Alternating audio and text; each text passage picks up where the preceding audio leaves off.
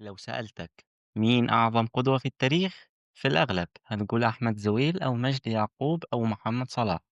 بس كل واحد من دول كان عظيم في مجال واحد. بس إيه رأيك في واحد كان عظيم في كل المجالات؟ النهاردة هندخل في جزء بسيط من كتاب كيف عاملهم النبي صلى الله عليه وسلم.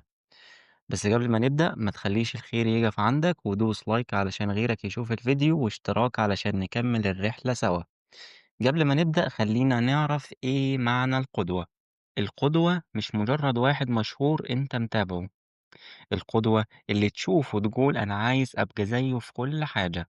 والقدوة في الإسلام لها شروط. أولا، تكون شاملة، يعني مش من جانب واحد بس. اتنين، أن تكون واقعية، يعني تقدر تطبقها في حياتك عموما. 3، أن تكون ثابتة، يعني ما تتغيرش على حسب مزاجك. وده بالظبط اللي نلاقيه في أشرف الخلق النبي صلى الله عليه وسلم.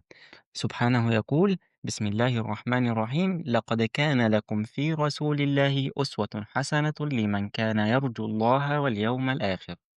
يعني هو مش بس مجرد قدوة، ده أسوة حسنة.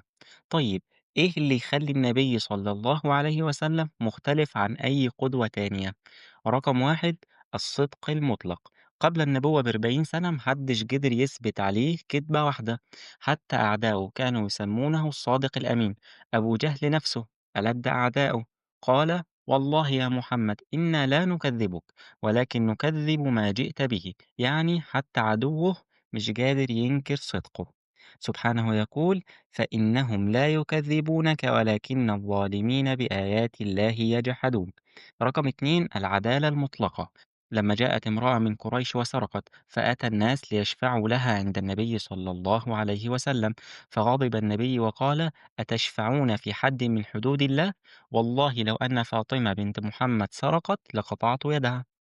رقم 3: التواضع رغم العظمة. فهو نبي ورسول وقائد جيش ودولة، ومع ذلك كان يحلي بالشاه بنفسه ويخصف نعله بيده ويكنس بيته. يقول: إنما أنا ابن امرأة كانت تأكل القديد بمكة. إيه كمان اللي يخلي النبي صلى الله عليه وسلم مختلف عن أي قدوة تانية؟ رقم 4: الرحمة مع القوة. يوم فتح مكة اللي أخرجوه منها وأذوه، قال لأهلها: اذهبوا فأنتم الطلقاء. رقم 5: الحكمة في التعامل. كان يعرف إمتى يكون لين وإمتى يكون شديد، إمتى يسكت وإمتى يتكلم، إمتى يغفر وإمتى يعاقب. رقم 6: الوفاء والإخلاص. لما ماتت السيدة خديجة كان دائما يذكرها بالخير. النبي مش قدوة في جانب واحد بس، لا، ده في كل جوانب الحياة. كزوج كان يقول: خيركم خيركم لأهله، وأنا خيركم لأهلي. فكان يساعد في شغل البيت وكان يحلب الشاة. كان يلاعب زوجاته ويصبر على تصرفاتهن. كان يشرب من نفس المكان الذي شربت منه السيدة عائشة. يقول: أكمل المؤمنين إيمانا أحسنهم خلقا، وخياركم خياركم لنسائهم. كأب وجد فكان يوقف خطبة الجمعة علشان يحمل الحسن والحسين. كان يطول في السجود علشان الحسين كان يلعب على ظهره. كان يقبل الحسن والحسين أمام الناس، حتى قال أعربي: إن لي 10 من الأولاد ما قبلت منهم أحدا. فقال النبي: من لا يرحم لا يرحم.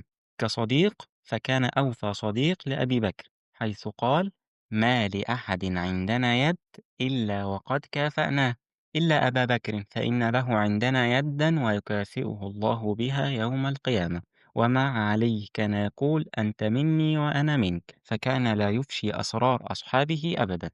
كقائد فكان عادل لا يظلم أحدا، وحكيم فيستشير أصحابه في كل الأمور المهمة. كتاجر فكان أمين لدرجة أن السيدة خديجة اختارته يتاجر لها.